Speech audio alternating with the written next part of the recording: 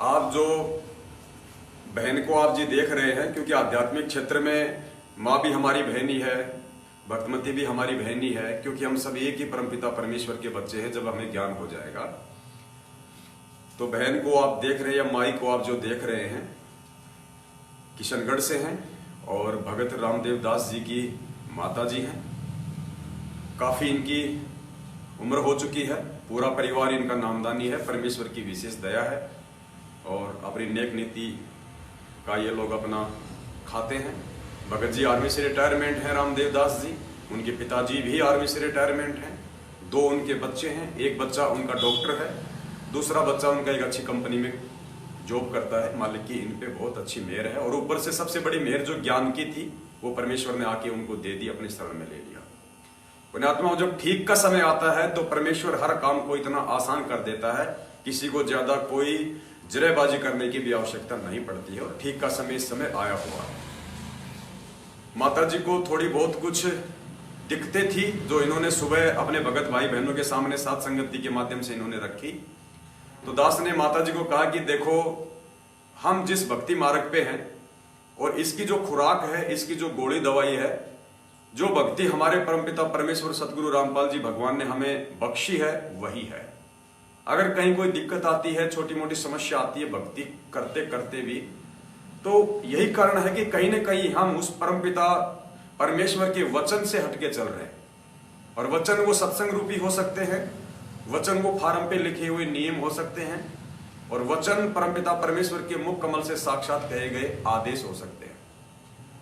और माई, इसके अलावा दुनिया में ऐसी कोई दवाई, ऐसी कोई टैबलेट, ऐसा कोई इंजेक्शन किसी लेबोरेटरी में नहीं है और किसी मेडिकल पे नहीं मिलता है कि वहां से हम लेके इसको खा लेंगे तो हम ठीक हो जाएंगे। तो दास ने हाव भावों को देखते हुए जो मुझे लगा उस समय, दास ने अपनी बहन से कहा कि बहन देखो, परमपिता परमेश्वर जी का ये आदेश है और यदि हम उनके आदेश को फॉलो नहीं करेंगे तो कहीं ना कहीं हम उनके मर्यादाओं से दूर हैं।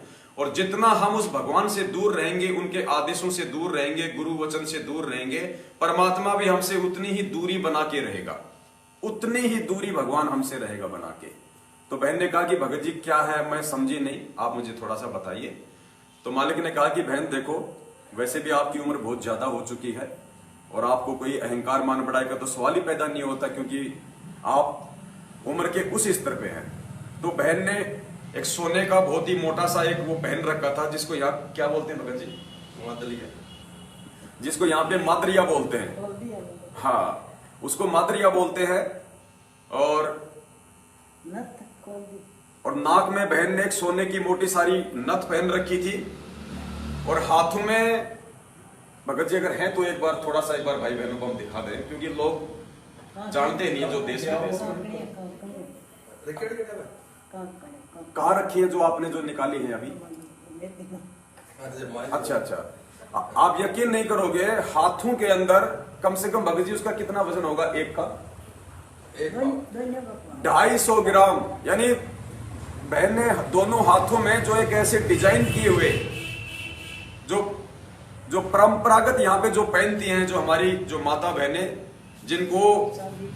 जिनको शादी में दी जाता था, जब उनका विवाह होता था, तो कम से कम भाई नहीं तो दोनों का वजन आप जी 400 ग्राम के आसपास उन दोनों का वजन जो बहन ने हाथों में पहन रखा था, सोना माई ने जो आज तक नहीं उतारा कभी भी। आज केवल छोटी सी साध संगति से और 5 मिनट इनको परमपिता परमेश्वर सतगुरु रामपाल जी भगवान का एक छोटा सा एक सत्संग सुनाया गया था। भगत जी मेरा मोबाइल रखा, देखो वहां सामने बुलाना। एक छोटा सा इनको सत्संग सुनाया गुरुदेव भगवान का, जिसमें उस समर्थ परमात्मा ने सोना पहनने के विषय में अपनी आत्माओं को क्या निर्देश दिए। सोना आ गई, चांदी आ गई, आर्टिफिशियल आ गई ज्वेलरी, बस एक छोटा सा सत्संग बहन को सुनाया था। और आत्मा ये परमात्मा की है, तुरंत इनके ऊपर वो वचन असर कर गए। आप भी थोड़ा सा सुन लीजिए एक बार, क्या आदेश है। भक्ति बिना क्या होते हैं ये भ्रम रहा संसारे, रति कंचन पाया नहीं रावण चलती बार। सर्व सोने की लंका थी, किसा को बंदी था, करके भक्ति सिद्धि प्राप्त रिद्धि प्राप्त करके और सोने की लंका जैसे हम गारा की ईंट पका के और मकान बनाते हैं, वो सोने की ईंट बना के, छोटी छोटी ईंटें होती थी पहले, और उनसे सोने ही की वो गारा बना के और महल बनवा रखे थे उसने। इतना धनी था। और आप दौरा मुश्किल से 50-20 ग्राम 20 तोले सोना होगा थर बड़ा बड़ा सेठ होगा जिस पर 20-30-40 तोले सोना हो गया।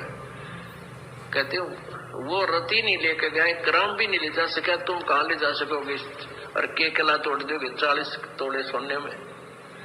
ये तो खाम खागा सिर दर्द है, सोना तो घर में बना रखना चाहिए आपने, और ना इसको पहनना चाहिए। क्या फायदा, कान में डाल लिया, नाक में डाल लिया, 36 पंगे कड़े बना लिए। परमात्मा ने इतना सुंदर शरीर दे रखे, इस पर आडंबर करने की कतई जरूरत नहीं। इसे भगवान रुष्ट होता है। भगवान की भक्ति करें, चाहे किसा भी शरीर है, काला है, गोरा है, जैसा भी मालिक ने दिया है, इसमें हम परमात्मा पा सकते हैं। इस काया का गर्व ना करियो के काला के गोरा रे, और बिना वजन कुछ काम नहीं आवे, चाहे इतर छड़को चार हो रहे। तो परमात्मा धीरे धीरे, क्योंकि हम इतने इस सामाजिक माहौल में हम इतने गहरे चले गए कि वहां से वापस आना अपनी पटरी पे हमारे लिए कठिन हो रहा है। हम दलदल में धस गए, लेकिन परमात्मा का सहारा आपको एक क्रेन का काम करेगा। तो दया परमपिता परमेश्वर सदगुरु रामपाल जी भगवान की बहन के ऊपर उनके वचनों का तुरंत असर हुआ, और बहन ने तुरंत अपने कमरे में जाके सोना चांदी सब कुछ निकाल के साइड में रख दिया। और बहन ने अपनी जो समस्या बताई थी कि मेरे घुटनों में थोड़ी बहुत कोई दिक्कत है, तो दास ने तो परमपिता परमेश्वर का कुत्ता बनके और मालिक का जो विधान था बहन को बता दिया था कि बहन जबरदस्ती का मार्ग नहीं है, संदेशा देना हमारा काम है कि मालिक का क्या वचन है, और अब इसके ऊपर अमल करना ना करना बहन ये आपके ऊपर है। इन्होंने कुछ नहीं कहा। थोड़ी देर साथ संगति जब तक चली बैठी रही, उठ के अपने कमरे में आई। दास को नहीं पता था। अब जैसे भोग आरती शुरू हुई, दास इनकी फोटो आपको दिखा रहा था, तो दास की नजर पड़ी बहन के हाथों पे, वो चांदी के वो कड़े गायब। बहन दास की नजर पड़ी बहन के यहाँ पे, वो सोना गायब। बड़ी दास को अंदर से प्रसन्नता हुई कि हे परमपिता परमेश्वर, वास्तव में ठीक का समय है, और जो मोक्ष चाहने वाली आत्मा होंगी, जो भक्ति चाहने वाली आत्मा होंगी, परमेश्वर आपके वचन को सौपन में भी नहीं तोड़ेंगी। और आज ये एग्जाम्पल आपके सामने है, और ये एग्जाम्पल मेरी उन तमाम माता बहनों के लिए है जो आज भी इतना ज्ञान लेने के बाद में उस काल को अपने शरीर पे धारण किए हुए हैं। परमेश्वर ने उसको काल बताया, उसमें काल का वास है, और भले काल का वास हो या ना हो, गुरुजी ने कह दिया कि ना इसको पहनना, ना इसको अपने घर में रखना, तो हमारे लिए वो लोहे की लकीर हो गई, भगवान का आदेश हो गया। उसके बाद उसमें काल हो चाहे वो दयाल हो, हमें उससे कोई फर्क नहीं पड़ता। तो बहन ने आज अपने परमपिता परमेश्वर के वचन की लाज रखी। बहन ने छोटा सा एक प्रयास किया, वो त्याग कर दिया बहन ने, जो त्याग आम औरतें नहीं कर सकती, जो पूरा जीवन उसी जो रंग में रंगी हुई है। एक ऐसी धारणा बना रखी है इन पाखंडियों ने, इन नकली संतों ने, बिना ज्ञान के, कि मंगलसूत्र तो सुहाग की निशानी होती है।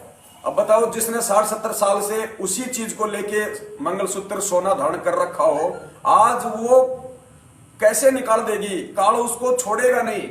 लेकिन बहन ने आज वो त्याग किया, वो परित्याग किया, अपने गुरुदेव भगवान को इन्होंने प्रसन्न किया। अब आगे काम उस परमपिता परमेश्वर का है कि परमेश्वर अपने आत्मा को राहत देते हैं या नहीं देते हैं, ये उस मालिक का काम है। बहन ने केवल मालिक के वचन पे चलते हुए विधान को पूरा किया है। बस ये छोटा सा संदेशा था जो आप जी को देना था। बंदी छोड़ सतगुरु रामपाल जी भगवान की जय हो। सत साहे।